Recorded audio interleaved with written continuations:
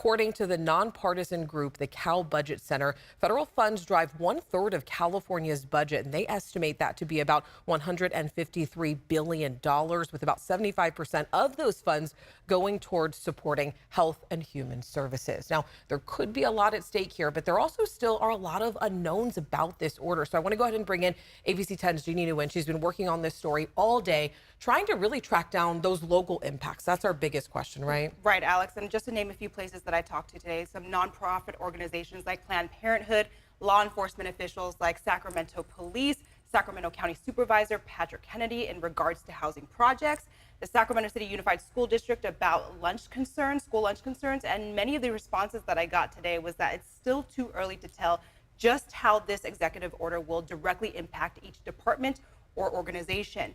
Now, even members of Congress tasked with securing funding are unsure of what will happen next. Today, I spoke with Congressman Ami Bera, who represents the Sacramento region. Here's a bit of our conversation. How are you concerned with Trump's EO today impacting the continuing flow of federal funds coming into our state? Yeah, so California relies heavily on federal funds. We actually send more state dollars to the federal government than we get back. But important transportation projects, we've gotten tens of millions of dollars for the airports here in Sacramento. Are those dollars going to come to us? Road projects, and then simple things like student aid, things like that we've been getting calls in our office on. Again, this order could have broad impact all across this state, all across this country. You as a member of Congress, what do you do usually to try and get federal funding for our state? So my job is to go out there and advocate on behalf of Sacramento County, our constituents, our region. So, as we put together infrastructure bills, as we put together, college funding, research funding, our job is to go out there and try to get those grants and those dollars. And the law does say, Congress passes the laws, appropriates the money, says where it should go. And then the president's job is to implement that. So we're going to fight the president on this. We think it's what he's doing in terms of impounding these dollars is illegal. What's your message for people and organizations that heavily rely on federal funds? The message that we've sent out to nonprofits here in our community, cities, counties, other agencies that get federal funding is, first, let us know how this is going to impact you.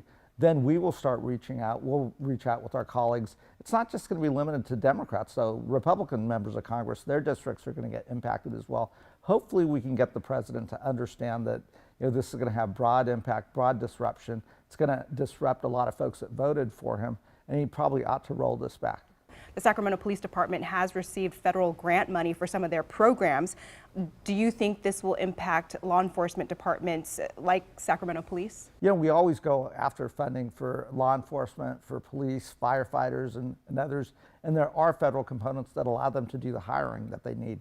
And at a time like this, especially when we're seeing the devastating fires in Southern California, this could have a real impact if those funds don't flow to the Sacramento Police Department, the Sheriff's Department, to our firefighters. It could have a bad impact. What conversations are you having with the delegation right now regarding this? So we've got an emergency phone call tomorrow. Individuals are talking, and then we always are communicating as a California delegation. So again, we're trying to get a real sense of what this impact is going to be, and also trying to work with our Republican colleagues to say this is going to impact your districts as well. Let's work together. Let's push back and try to get him to rescind this. There's a lot of confusion right now.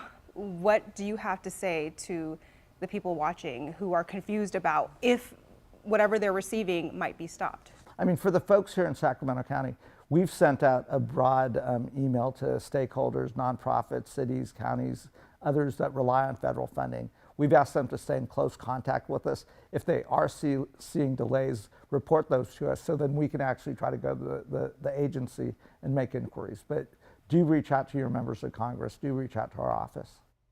Now, in response to Trump's executive order today, the House GOP chairwoman Lisa McCain says Republicans are getting the country back on track, adding President Trump is right to call a temporary pause and that we need to re-examine our spending priorities, Alex. All right, Jeannie, thank you. Still a lot of unknowns, but if you want to hear more from Congressman Bera's conversation with Jeannie and what California's Attorney General had to say about this executive order calling for a federal freeze, make sure you head to the Raw section of the ABC 10 Plus TV streaming app.